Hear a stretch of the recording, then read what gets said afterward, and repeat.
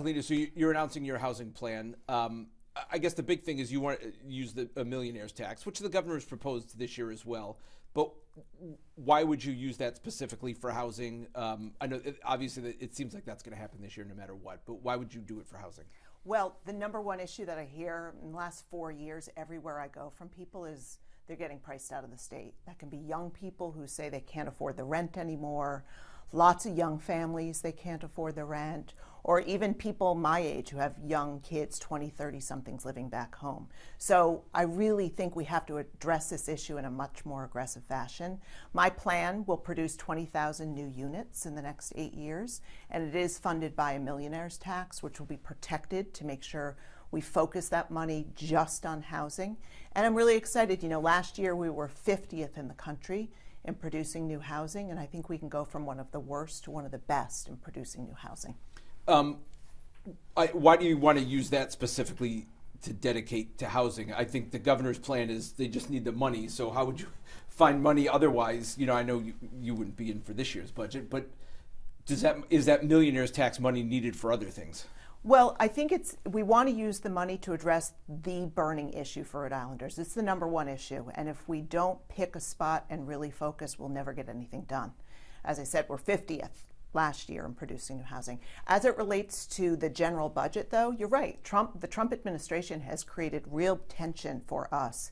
But let's not forget that our budget shortfall started well before the Trump Big Beautiful Bill. Under McKee's watch, we had a 40% increase in the last 5 years in our budget. And so we do need a totally different approach. I have some ideas that I think we'll really start to address. I'll give you 2 examples. Under the McKee administration, we have a very high error rate for SNAP benefits, and that means we will pay tens of millions of dollars.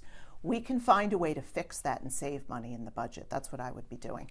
Also, because Trump is trying to kick people off of Medicaid, which is shameful, I want to find a way to keep people on Medicaid. I've done this in my career under the Affordable Care Act, helping people get access to insurance. So I think we can do things like that to get people, to protect people and not have to spend more money. And I'll have other ideas that I come back to as we work over the next couple of months. But I really think at the end of the day, this is a crisis for this state. And protecting this money and building back trust amongst Rhode Islanders that the money that we put aside will really be used to address the number one issue they care about, I think will go a long way. Governor McKee will claim he's done more for housing in the past, 4 or 5 years than anybody before, that it was forgotten. I think, and Speaker Shekarchi has basically said, for the past number of years, he's introduced housing plans every year because it just wasn't addressed and it lagged behind. Can you fault Governor McKee and the state leaders for not doing enough when they've dumped tens, if not a couple $100 million over the past few years into housing, homeless shelters, and this issue in general? I applaud the General Assembly. I think they have done a lot, but bills don't produce new housing. And the governor loves to proclaim big goals, but he doesn't actually get anything done for the people of Rhode Island. And I'll contrast our plans because I think it matters. The governor is focused on his $120 million housing bond, which, if you look into the details of it, will produce 600 units. Now remember, we need 20,000, 600 units at an average cost of $500,000 apiece. My plan is a millionaire's tax, which creates a revolving fund. And what that means is we use this fund to keep incenting developers to build apartments, modular homes, new homes, and then we get paid back. So at the end of the 8 years, we have used $1 billion to create these incentives, but we still have $1 billion in the pot of money that Rhode Islanders can use. So that's a really dramatic difference, and we shouldn't forget how meaningful that can be. 600 units with a $120 million bond where when it's done, it's done. There's no money left, versus this $1 billion revolving fund, which stays forever for us to be using around housing. Do you give him any credit for trying to tackle this issue? I think talk is cheap. I think in general the governor really loves to declare big goals when it's an election year, not just around housing, around climate, around a lot of things, and then nothing happens. So it's one thing to say a goal, it's another to actually make things work for the people of Rhode Island, and people are tired of it. When my dad bought our first family home, 1963, he was making $10,000 a year, and he bought our home for $20,000. Today, the average Rhode Islander is making $88,000 a year, and they have to pay 6 times their salary, $524,000, to buy a home in this state. So what we're doing is not working, and the only way to really address it is to aggressively add new housing in this state. And so you also want to try to attract modular home manufacturers. So you think they would produce and to send them locally would help? Well, let me explain what modular homes are, because it's a new concept in this country. It's really, I think, going to revolutionize housing in this country. These are custom-built homes. They're typically 2 or 3 bedroom homes, really nice homes. They can all look different. But what makes them cheaper is they're built in a manufacturing facility. So you can produce more of them cheaper. And what I would like to do is incent more developers to put those up in our state. But in addition, I want to attract a manufacturer of modular homes to set up shop in Rhode Island too. It'll be a great way for us to be the leading supplier of modular homes in southern New England, but it's also a way to add lots and thousands of jobs in this state to build all of these homes.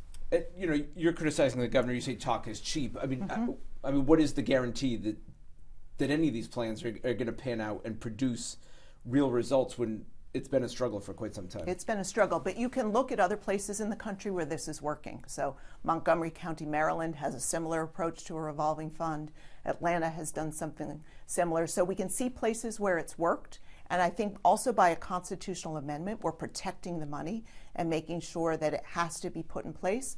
And I would like to have an inspector general on that as well to make sure that the people of Rhode Island's money is really being put to good use and that we're getting the results we need for it. If I could ask you about a couple other things that have been in the news lately with state government. So there's been this payroll problem for state workers. The W-2s were messed up, but still payroll issues. What's your take on what's happened there for the past few months in terms of this new system that was rolled out? It's nonstop incompetence from the governor, really. You know, you look at the Washington Bridge. The W-2s are really affecting people, and there are a lot of people who are still waiting for their W-2s. And by the way, that means they're going to get their refunds later in many cases. You look at the $70,000 rug that had the wrong seal. And by the way, why do we need a $70,000 rug to begin with? So left and right, it's just an example where the government's not working anymore. Leadership really matters, and we have to rebuild trust and confidence among the people of Rhode Island. I want people to know this is an amazing state that should really work for them. People love living here. Every one of these gatherings I've been doing in the last few years, they love being here. It's beautiful. Their families are here, but they want to have a state that they're really proud of. And under Governor McKee's leadership, we're just not getting that. What do you think of the job that the state did on the blizzard? The DOT, I know there's a lot of local issues and local roads, but they'll claim they got it down, the highways down to bare pavement that night. Do you think they did a good job? I think the state did do a fine job, and I would also say that there's still an opportunity to be more collaborative with the cities and towns, and I think there was a lot of pressure on a lot of cities and towns, but I made a lot of phone calls in the last few days just to thank people. People worked so hard. I mean, the guys driving those trucks all night in all parts of this state, I just can't thank people enough. I think it brought out the best in Rhode Islanders too. You know, these stories about people shoveling their neighbors out and watching out for each other. And, you know, I was in 8th grade for the blizzard of '78, and I'll never forget that. And this is another moment just like that for Rhode Island. Anything else you have? No, thank you.